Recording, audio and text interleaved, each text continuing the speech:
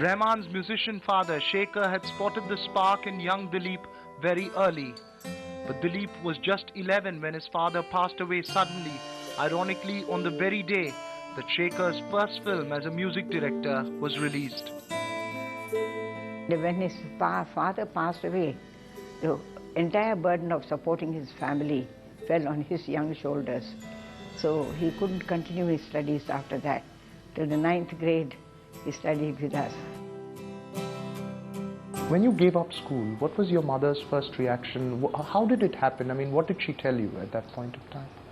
At that time, we didn't have any choice. We knew that there was a profession, there was money in sustaining the family by playing instruments and setting instruments. I was also a roadie. I used to set up instruments for people. So that was the only choice we had, and that was a great choice because it was my father's profession. I was proud of it. So your father sort of lived on in you at that point? Yeah, absolutely. And he left very good memories in a lot of people. And a lot of people said that my family is surviving because of my father. Because he used me and my family is still, and I became stable because of my father. He used me in his troupe. His father was a musician and he was a very good friend of my husband, YGP. So he was we encouraged him as far as possible, but at the same time we were very conscious that he should study. Quitting school, was it a very difficult decision?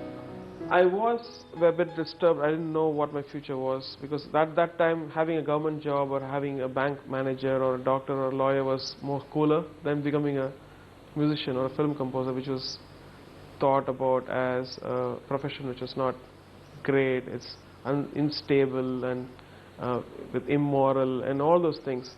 And as family, during those tough times, did you search for support in each other? You, your mother, your sister, did you all search for There support? was a kind of support. My father's friend, M.K. Arjunan, used me in his compositions and in this thing.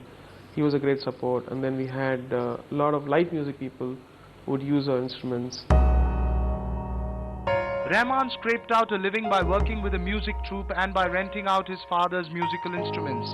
It's now that he also worked with the celebrated Tamil music director Ilayaraja. And after stumbling through various music groups, he finally formed a band called Roots with his childhood friend and percussionist Sivamani. It all started from that strike period itself, Then the band started, and I think second floor, right, on top? Yes. That room. Yes.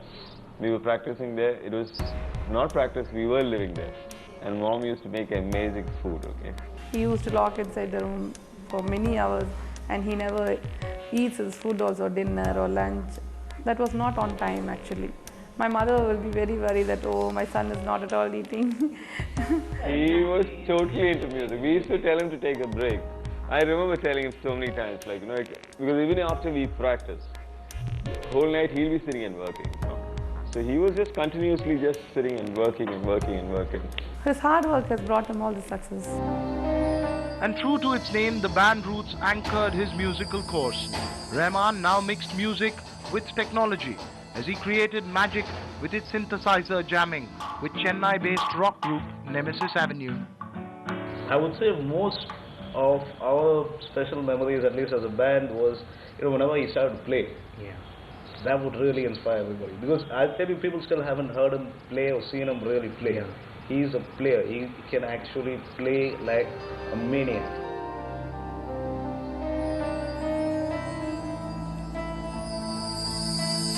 Even then, it was kind of like a bit of like a Midas touch, Yeah, He would cutting say, edge. yeah, he would say, use this, don't use this, and he'd say it in a very subtle and very, non-aggressive manner. That, and then you listen to it later, and then you say, yes, actually, the song never needed that part. He was just like going up straight away, and we could see it because with the band itself was just almost momentary, you could say. Yeah. It was just a passing phase in his career, and then he was off to something else, and then something else, and we just kept watching it grow bigger and bigger. Like Rahman was now composing jingles for ads, working through nights in his backyard studio, Panchatan Record Inn. Slowly I started doing commercials and jingles and all this stuff, which gave me the freedom, the joy of creating music. When we get to the jingles bit, was that the first time that you really saw money flowing in and financial sort of stability? More than money, I love the whole vibe of meeting very different people who are completely educated, who are very creative, who think out of the box. He went on to compose more than 300 tunes for various commercials, scoring a hit each time. One of the most noted compositions for a television commercial was Leo Coffee, and that's when he started to work with Trilok and Sharda.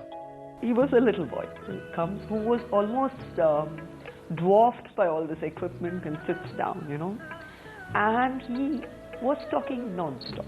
He was talking tech, he was full of beans, he was talking non-stop, and we were both looking at each other saying, we are new, this guy seems new, I mean, what are we going to do? Are we going to get anything out of this? And then he composed a really fabulous track.